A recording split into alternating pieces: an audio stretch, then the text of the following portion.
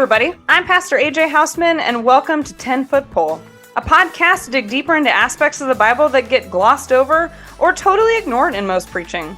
The Bible has a lot of parts that are racy, uncomfortable, and sometimes downright horrifying. Let's talk about it. Welcome to Season 2, Episode 9. Our guest for today is Pastor Melissa Woeppel, who is your title campus pastor or campus chaplain? Campus pastor for now. Great. At Bethany College, which is somewhere in Kansas. Lindsborg, Kansas. That place. I forgot to ask you that before we start. I'm really good at that usually. This is awesome. So this is a new call for you. So Pastor Melissa is new and old, so to Bethany campus. So you are the new campus pastor, but you're also an alumni. Yes, yeah. So graduated in 2015. So it's good and weird and like familiar and unfamiliar to be back. Sounds like kind of awesome. Like less than 10 years getting, into a cool campus ministry job. Yes. I am definitely excited about it. And, Good. Should be. For a second call, like, pretty pumped about that too. Yeah, it's great. Well, good. Well, congratulations to that, and hope moving went well. It happened. It's done. I hear you. You know.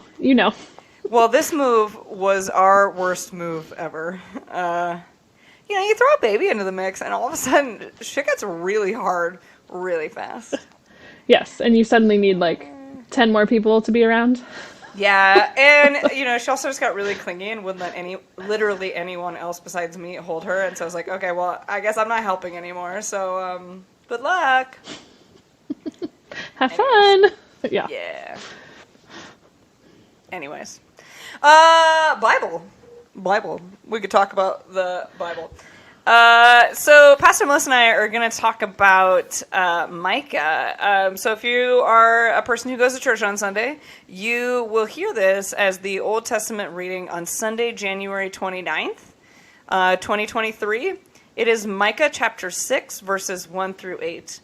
We don't talk about the Old Testament enough. I actually had made it one of my 2022 sort of ish preaching goals that I was going to spend more time preaching in the Old Testament. And then I don't preach regularly, so it makes it a little harder. But that was one of my goals. Because we don't. This is like a part of the Bible. Like, yeah, we know it's there. When I read this, you're going to hear something that's familiar. Like, everyone's going to be like, oh, yeah, I know that. And the verse that you're going to know is probably the only verse that most people have ever heard from the book of Micah. And I think that is something we hear a lot about, a lot of Old Testament books, right? Like, we can pick out a couple of verses here or there that are popular to quote, and that's about it. And so we never talk about the whole actual story of the people that these prophets and these histories follow. Anyway, so we're going to dive into that, but first I'm going to go ahead and read it. So this is Micah chapter 6, verses 1 to 8, and I am going to read the New Revised Standard Version, Updated Edition. Hear what the Lord says. Rise, plead your case before the mountains, and let the hills hear your voice. Hear, you mountains, the case of the Lord, and you enduring fountains of the earth. For the Lord has a case against his people, and he will contend with Israel. O my people, what have I done to you? In what have I wearied you? Answer me. For I brought you up from the land of Egypt, and I redeemed you from the house of slavery. I sent before you Moses, Aaron, and Miriam. O my people, remember now what King Balak of Moab devised when Balaam, son of Beor, answered him? And what happened from Shittim to Gilgal, that you may know the saving acts of the Lord? With what shall I come before the Lord and bow myself before God on high? Shall I come before him with burnt offerings, with calves a year old? Will the Lord be pleased with thousands of rams, with 10,000s of rivers of oil? Shall I give my firstborn for my transgression, the fruit of my body for the sin of my soul? He has told you, O mortal, what is good. And what does the Lord require of you? But to do justice, and to love kindness, and to walk humbly with your God. The word of the Lord. Thanks be to God. Well, that was loaded. Yes, and I feel like this reading sort of starts the way, unfortunately, Christians are like taught to think about this section of the Bible. Ooh, tell me more about that. I tried to do it dramatically, like give it the most dramatic. Yes, that again, out of context, it just seems like there's this angry dude who's saying, "Get it together." And certainly there is an element of that here. But I think it does us good to remember that these prophets are talking to a particular people in a particular place. That, as you said in the intro, the context and the story around what is happening also matter. Yeah, and also what the prophet Micah is talking about in this as well. So, let's dive into the background a little bit because there is a lot going on. So the book of Micah is a contemporary of Isaiah, written somewhere between 700 750 BCE, and at least the first three books. I read quite a few things that said this is actually contested, that that scholars definitely agree that the first three books were clearly written by this prophet in this time, but that there is evidence maybe that the other books may have come along a little later because they show some post-exilic qualities to them. Meaning that they would have been written after the time that the Israelites went into exile in Babylonia and then came back. So potentially partly there. If not, but I'm still going to stick with what's happening in the 8th century BCE because that is clearly the intention of the audience would be around them. So at the beginning of Micah, the author, lays out very clearly the two kings, and that's something I don't know if we've ever talked about on the podcast. Is because we haven't really talked a lot about the Deuteronomistic history. I think I missed a syllable in that word. You just say it fast, and it's close enough. That's how you sound professional. You just say it really, really fast and confident, and then everyone believes you. Anyways. Yes, that's also like the pastor trick for all the names. Just all say the them names. quick. That's what I tell everyone. It's like, just however you decide to say it, that's the way it is. Anyways, so at this point in time in their history, like the Davidic line has totally broken down. And then the kingdom is divided into two, a northern kingdom and a southern kingdom. The northern kingdom is Israel. The southern kingdom is Judah. Judah is where Jerusalem and those kind of things sit. Northern kingdom made up of the northern tribes. So there's the 12 tribes of Jacob, and then they fight and they split, and then now we have two kingdoms, essentially. After King Solomon dies, it all just kind of goes to hell in a handbasket. And Micah is writing from the southern kingdom.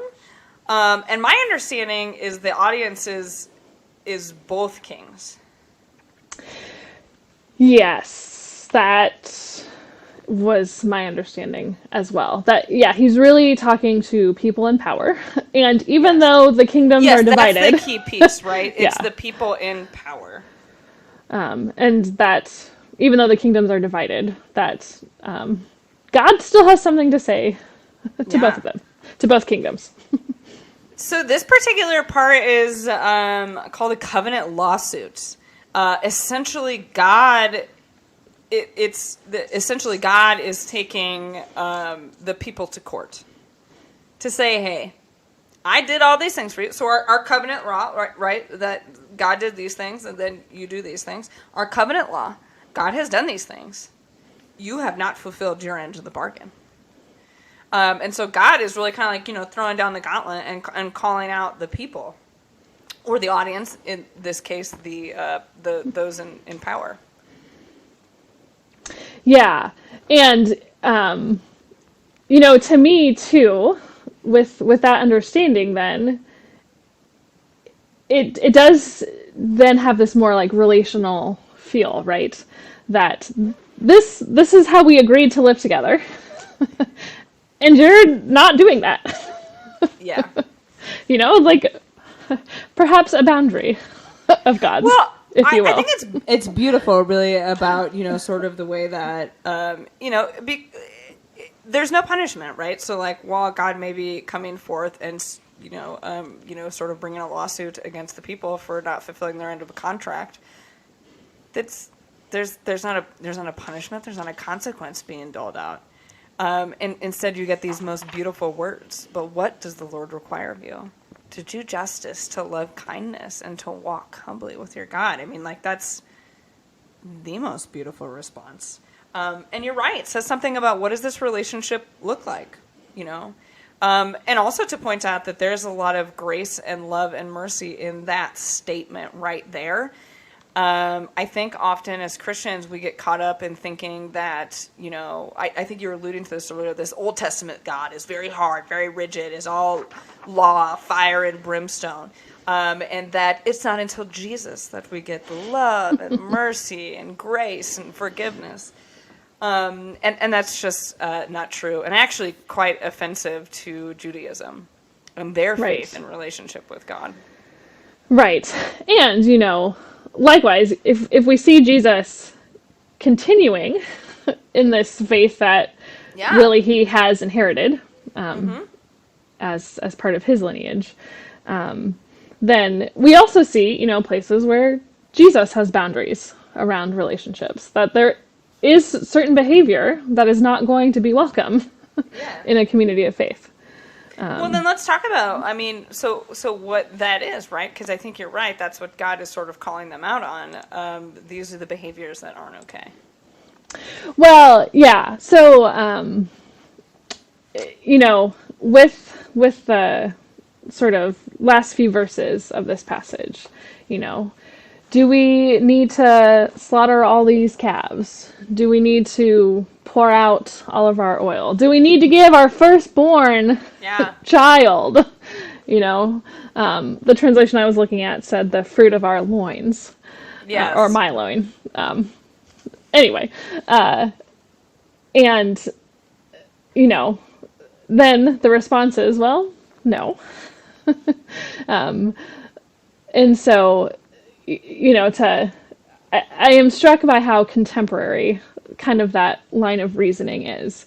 That again, often those of us within the church or the religious institution think faithfulness looks like being in church every Sunday, or, giving the most money and like people knowing that we're giving the most money. Or having the best attendance at Sunday school. And the response is, no, that's not what God is looking for. God is looking for the way in which we live our lives daily. That it's about how we treat one another in the church, but also outside of the church. And what that means is, and what that means, for us to be followers, right, and to be in relationship with God. I went to a training earlier this week, a boundaries training, actually, for it was Region 9, which is just a part of a physical geographical region, a part of the Evangelical Lutheran Church in America. And it was about gender and LGBT kind of boundary training, and which, by the way, it was actually like really good. And I say that like I go to a lot of church trainings, I don't know if I've ever used that feedback for any of them. It was really good. So if anybody that was participating in that or I mean, planned it, I was impressed. Anyways, one of the people that was kind of sharing stories was talking about, it was a pastor who at some point in time was a part of a different Christian church, a different denomination of Lutheran, actually. And they kind of like approached him and said, we hear that you're gay, and you either need to start conversion therapy or we will force you to leave the church and actually do formal like excommunication paperwork. And I was like, oh my gosh, and you're still here? This kind of reminded me of like when we're talking about these relationships with God and what does it mean and what are we God looking for in relationships, these are the things that like some people in the church say that you need to do, and these hard and fast, and these are the rules, and you have to follow them, you have to do everything, blah, blah, blah, blah, or you're out. And I think what we see in this is a God who's not like that at all. It's quite the opposite, right? God's like, no, your job is to love. Your job is to help people who are being persecuted, not aid to that persecution. Your job is to be humble. And part of being humble is probably being humble enough to say that you're not God and don't know who God loves and don't make the rules. That is indeed what it means to walk humbly with God, right? To let God take it. And so I don't know, that just kind of something that's struck me. Yeah, and I think that humility piece certainly can be convicting for anyone who might claim Christianity as the way they are following. Because I know myself as well to know that sometimes my conviction, my desire to be right, Yeah. Precedes any grace or humility I might have for other perspectives. So that was something I was struck by as I was reading through this week. That like, yes, these are nice words and gracious and merciful. And they carry this expectation that that's not just how others should treat me, but how I should carry myself to others too. Yeah, that's like the trick, right? It's a both and so I like to think it's not always good for me, I think, in my practices, but I cognitively think that it's good that there's a lot of different kinds of Christians, because we are never going to all worship the same way or believe the exact same things to be able to sit down with one another and agree on things, that this is the way to do it, right? And so I do, that it's good that there's a variety of Christians and that each can have a relationship with God, even if I don't agree with it or understand it, and vice versa, right? That's the grace that the intelligent part of me believes. And then living that out, right? It's very different. It's a very different story. Because I like so many get caught up in like, I can't believe that you can tote the name Christian and then, cause that kind of pain.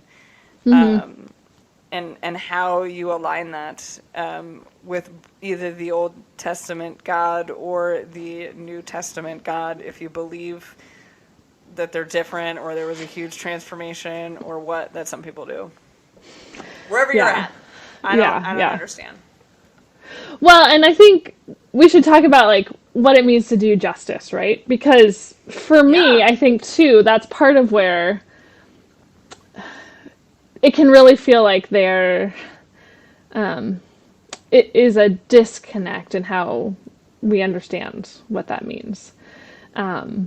you know, is so this is Can you share this? Define justice. What is yes. your So, when I think about justice, I do think about the prophetic writings in our scripture, which are often, these Old Testament texts, and again and again, it's the call to care for the people who need caring, which usually means the marginalized, the oppressed, the widows, the orphans, the hungry, the naked, those in prison. And to do justice is to do well by them, to meet the needs that are not being met. And so something I hope people can take from this conversation, as we're thinking about Micah's place in the Old Testament, is to challenge what we say or what comes to mind when we think about these texts. That this is a God who is passionate about caring for people and creation, and asks the people who follow God to do the same. I'm starting to think of justice as like creating equity. In that, I think when we think of those that, I'm trying to figure out how to best to describe this. So when I think creating equity, right, when we talk about equity as sort of like everyone's at the same playing field, it's not. Equity is different than equality, right? So equality is, everyone gets one loaf of bread. All right, well, say, this person's incredibly malnourished. They may need a little bit more bread. And so to get them to that same playing field, right? I realize also people can't see my hand gestures, so Melissa's following along. You just have to visualize my hand gestures. And so everyone's getting on the same sort of level place, right? And that they may need different varying places to get there. That what a just society or what a just world, what a just kingdom would look like is if we are all have this, we're at that same level of equity. And so that means different in different places, right? So that might mean fighting for racial justice, to actually have some racial equity. And so getting people to this various levels, I started like that's where I really start to define that. And so when I think that like God wants us to have this justice, this level of equity, and to do this justice to help others get there, that's what our calling is. That is it's a very clear calling to me and what it is that we should be doing, I guess, for those around us and in creation, as you said, too. Yeah. And I think, to draw from another story, the story of the manna in the wilderness in Exodus, I think, is actually the perfect, theological example of what this looks like. Yeah, right? Tell us the story so everyone's on the same page. Yeah, so I draw on this one a lot. But the people have just been freed from the Egyptians. They've made it across the water. They're in the wilderness. And they're, freaking out about how they're going to eat. Understandably. And, they're saying, man, at least in Egypt, we had food. We knew we would eat something. Anyway. So, there's always that one person that complains, right? I wasn't so bad now, was it, in slavery? Right. Anyway, right. Sorry. How quick we forget nostalgia, even for horrible things. Yep. So, what happens then is every day, God rains down manna. And when they first see it, they're like, what is this? Which is literally what manna means, which I love that detail also. But the instruction is that there will be enough for each day, that the tents, the families, the households who need more will get more, and those who need less will get less. And then that before the Sabbath, they will get enough for 2 days, so that they won't have to worry about it on the Sabbath day. And if they take more than they need, it goes bad, so they can't use it anyway. But I think, to your point, that is what justice looks yes, like, that right? is justice. Everyone gets what they need. Yeah. And there's enough. There is enough for everyone. And there's enough. Because everyone gets what they need. And so this is, if we say this is how God does justice and treats us equity, then we are called to do likewise, right? So what are we then called to do in this calling for justice? What is our part then? Right. Great question. Yeah. That's like the question, right? Like it's what we're doing here. Right. And of course, there are so many things in need of justice in our world. And so, I think that's also where like some of these kinds of teachings can be challenging, because here, at least, we're not told, here's the 10-step plan of doing justice. I don't know. Is it a good plan? Right. Well, and then that would be our next debate, right? So yeah, and this is where I think, the gift of being invited into a relationship is that like we do have some agency and choice in how to respond. And I trust that God, works through us, our particular interests or giftedness.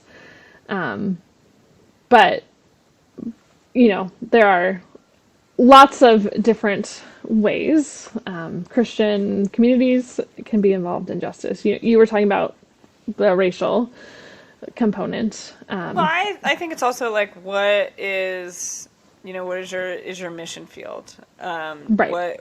What is immediately around your church or around you if you're not involved in a church, right? Like, what is your mission field, right? Like, do you live in a place that has a really high population of refugees? Like that seems like the mission field then, right? Or for Pastor Melissa, who is on a college campus, a lot of work to be done there too. There's a lot more people that are going hungry on college campuses than we actually like to believe. Yeah. And real decisions, that students have to make between paying their bill so they can go to class, or have money for snacks for when they miss the dining hall hours or whatever. Mm-hmm. So yeah, real need there. That's a larger problem. If we want to, so I'm gonna go down this rabbit hole too. Let's go. Just grab your pants. Here we go. Think about, so like, why is this happening? Like, why do we have hungry students and college students? Well, because it's really expensive. Why is it really expensive? Or why are they going if it's really expensive, right? So there's the bigger problem, right? There's this societal pressure that you have to have an education to be able to work, contribute to society, whatever. By the way, I am pro college education all the way. But listening that there's larger justice issues taking place on a larger societal level, as there is for much of the things right. that we, there's so many people that, yes, we help, we donate to the food shelter, the little pantries, the places that really need it, the soup kitchens, everything, right? That is on the ground, that is grassroots work. But what is the larger issue, and what would it look like to do justice on that level, right? Yeah. So we have the systemic, we've talked about on the podcast before, sort of like, you have systemic sins, right? Like, there are things that just structurally make our world unjust. And yes, help people around you. Also, what does it mean to do justice on that scale? Right. And there's that famous Desmond Tutu quote that I'm not going to remember all of it, but the point of it being, justice is driving a spoke through the wheel of injustice. It's disrupting it. I haven't heard that. Making That's it to cease. beautiful. Yeah. I'll look up the whole quote here the next time you're talking. Or you can do it while I talk. But you should do it because that'd be better off. Okay. But yeah, I like that. Yeah.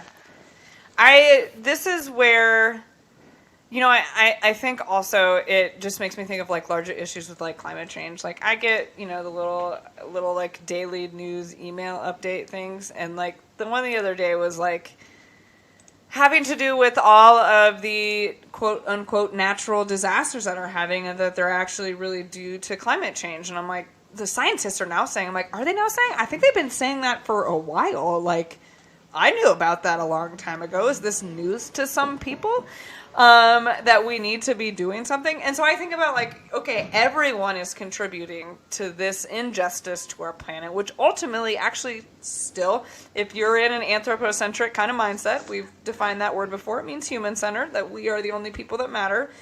If you're in that mindset, it is still these things that we're doing to our planet and the natural disasters that are causing are still harming other people. So like, we need to focus like together on a global level to do this justice. Yes. And thank God for the internet, because I must have been reading something else by Tutu this week, because the quote I was thinking of is actually from Bonhoeffer, who is not at all the same person. Not even a little bit. Not from the same place. Nope. Same time. Nope. Arguably, they were concerned about issues that have overlap, at least. Anyway, the quote from Dietrich Bonhoeffer is, "We are not to simply bandage the wounds of victims beneath the wheels of injustice. We are to drive a spoke into the wheel itself." So I had the idea, just attached to the wrong person. And I don't know, maybe Tutu has a similar line of thought, and that's why he was. Both theologians who were/are living in countries that really struggled with some genocidal injustice. Yes, right. And, I think that helps us to think about justice in some ways apart from, like, charity. That we need charity, and charity is good, right? That soup kitchens exist. I think that's one of the other things God is saying. That's maybe, that love kindness thing. Yeah. Like, that's good. People need to eat. If they're hungry, they need food. That's good. But I think part of, like, a next faithful question then is, well, why are people hungry? Mm-hmm. Or, why can't families afford childcare? To ask those questions underneath the immediate presenting need. Childcare is crazy expensive. I wanted to really quick also in just sort of a Bible study kind of fashion to talk about some of the other, kind of people that are mentioned here. Sort of as God is setting up their case, they, what do you mean? I brought you out of Egypt, redeemed you from slavery. I sent you Moses, Aaron, and Miriam. Everyone probably knows who those three are. You know who Moses is. Aaron and Miriam are his siblings. They helped him lead.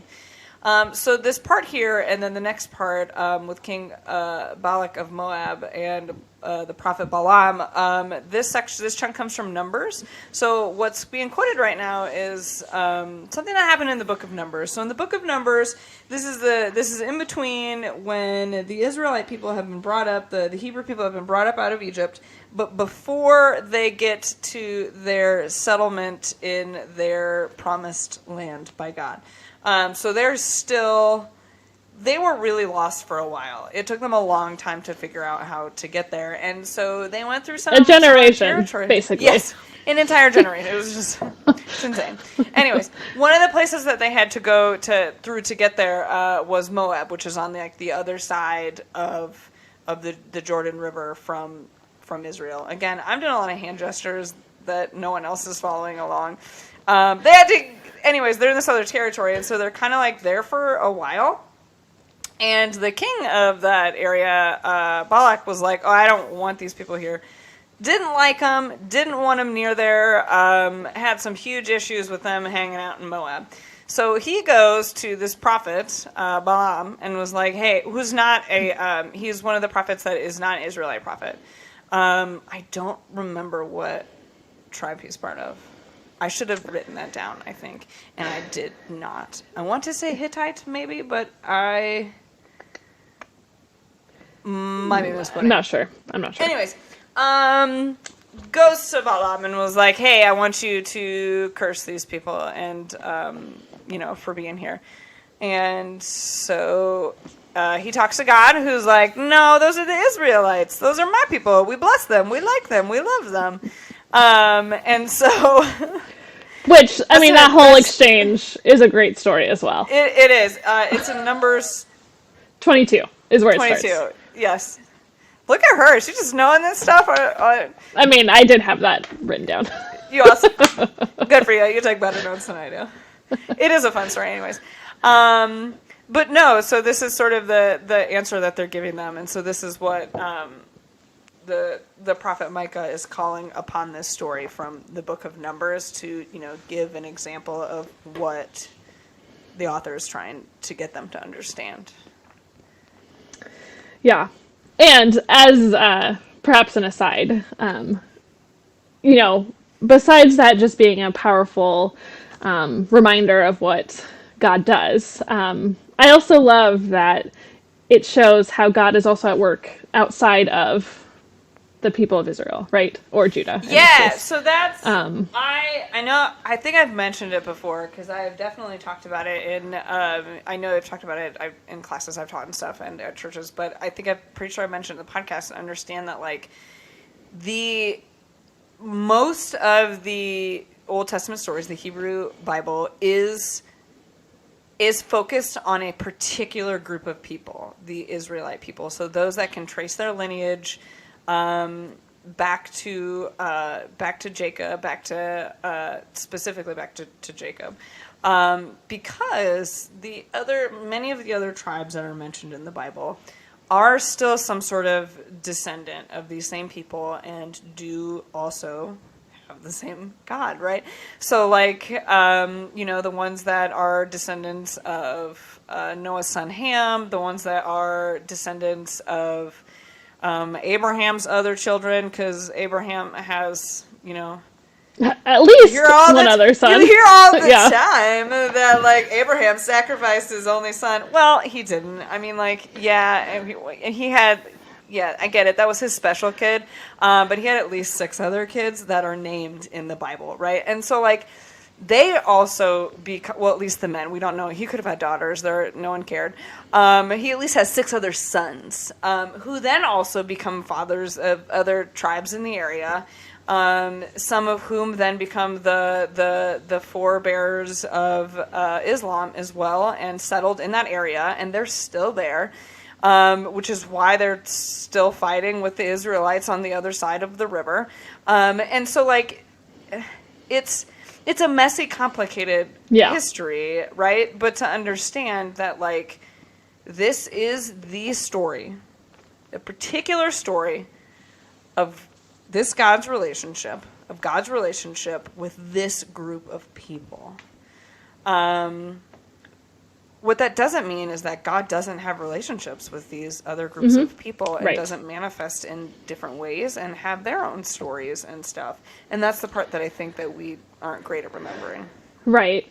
And, I think that is a really important part of this, what we call this season after Epiphany, if you're following liturgical mindedness, that there's in Matthew then this story of foreign sages who, read the sign of the times and talk to the wise ones in Israel and, seem to figure out what's going on, and bear witness to God revealing God's self in Jesus. And so... Are you talking about the, quote, wise men? Yes, yeah. I started calling them wizards. Ah, That's Yeah. actually a pretty accurate translation. They're wizards. Yeah. Because again, we don't know that there were only 3 men. Like that's something that Yep, sort of entered the folklore it did. later on. But in scripture, it's not. They have nice They're hats that just came with camels. That's what all the pictures tell me. their little boxes. That's not written down anywhere, but you know. Right, right. But so part of this, like God's self revelation, is to all people, to all creation. So again, like coming back to maybe this humility thing, like it's not just about us.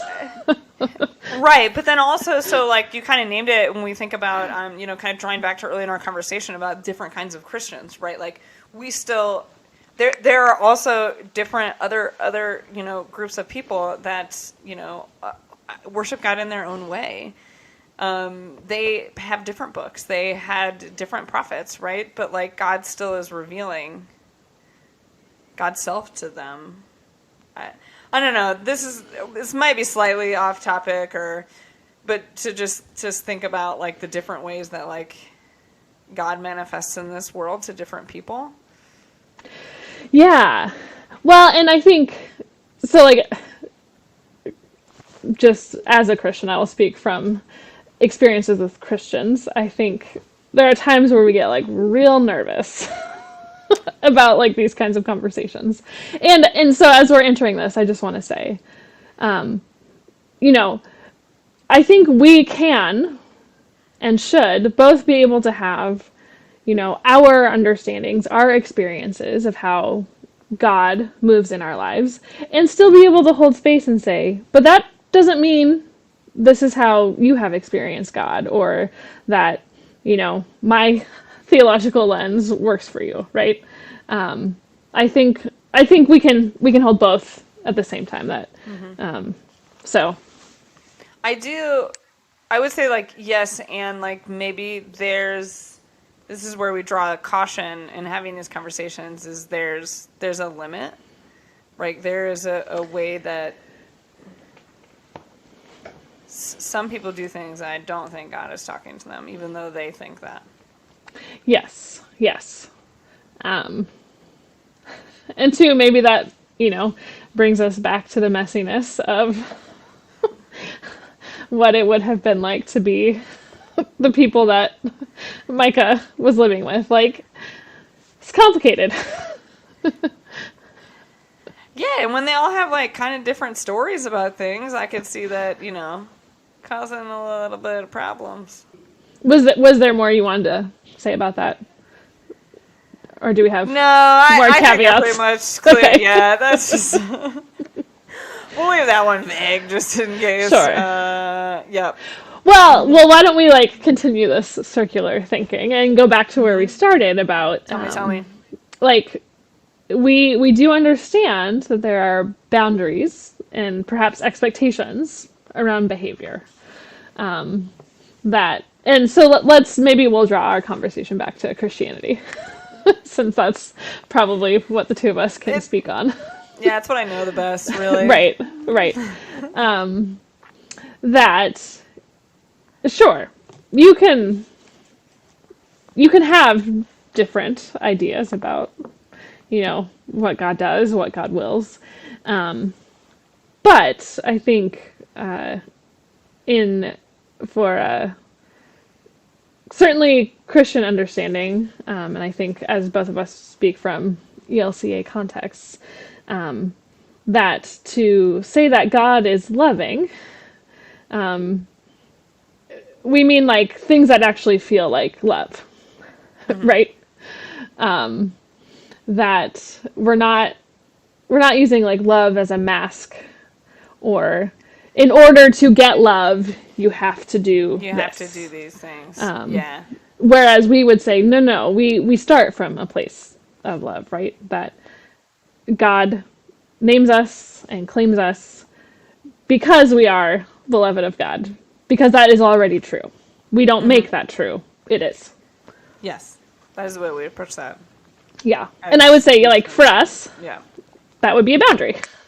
then about how we treat other people. Yeah. That And that actually so draws into this whole thing about like sacrifice, right? So we have a way of thinking about sacrifice, but then there's also understanding about ways that we sacrifice others. So I think about if we're talking about like systems of justice and injustice, right? And where is it that we sacrifice people on the tables of injustice? I think particularly in American capitalism, we sacrifice poor and marginalized people on the altar of capitalism all the time. And I think these are the kinds of sins that God is calling out and saying, what it means to do justice is not this. It's not sacrificing others. And so that's just one example of when I think about what that means to come from a place of love. Yeah, and I think sort of the perfect examples of this like are still like coming out as we're in whatever we're calling this era. Maybe post-pandemic, we could probably debate about that as well. But like we have said, there are all of these people who hold jobs that are invaluable, right? Our healthcare folks and fast food, grocery store, sanitation, all those people who, we have said are essential and that life as we know it would not continue without them. But then turn around and say, well, you don't deserve to be paid a living wage for this job. Yeah. Or you think about rail workers. You don't deserve sick days. So that is a great reminder of how very practically, in ways that affect like real people, this kind of thinking and practice like continues contemporarily. So I remember it was last year sometime, or maybe close to the end of 2020. It was about the time that people were starting to really kind of go back to work. But there were still a lot of places that they hadn't really got their shit together and couldn't figure out safe ways to actually ensure their employees stay safe and things like that. And so people were opting, because it was still an option at that time, to still kind of do some unemployment rather than go back to work. And I remember there was it was a casino in Atlantic City, New Jersey. So a casino, people that aren't hurting for money by any stretch of the word, was complaining that they couldn't do things. They couldn't open half their restaurants, rooms, blah, blah, blah. They couldn't do capacity because they didn't have enough employees coming back to work. That people would rather sit on their couch than go to work, right? And so the argument coming from a certain side of the political spectrum was well, these are all the lazy Americans who'd rather sit at home and collect unemployment, and that unemployment's too high. Clearly, if they can make more on unemployment than they can doing their jobs. And I said, okay. Or, think about it this way. What does that tell us about the service industry and other places? Mm-hmm. Because unemployment is not a lot of money. It's not a livable wage. What does that tell you then about those jobs?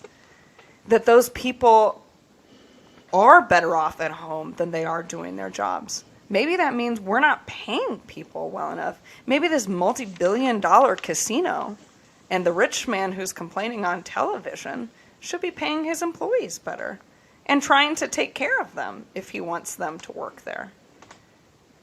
Okay, that was just a soapbox speech that I needed to give about that.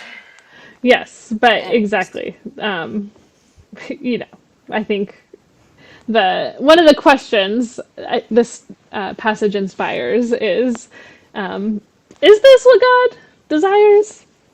Yeah. Is it?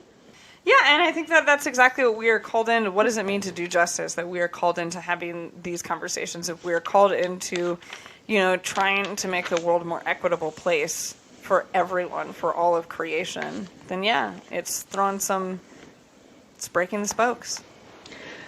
Right. And again, the power of recalling God's own action in that, right? That just as God liberates, we liberate. As God feeds the people. That's what God says right here in their legal argument. It said, listen, I did this. I am asking you also to do this. Right. All right. Yeah. I'm gonna say I'm gonna leave it there. Say amen. Amen. Go out and do some justice. Yeah, let us know. Are there comments on this thread? I don't know how you post this. Some places allow comments now. Like, I mean, like you can always go to like our Facebook page or Instagram and write comments anytime. I believe Spotify does allow you to do sort of a Q&A kind of like commenting section.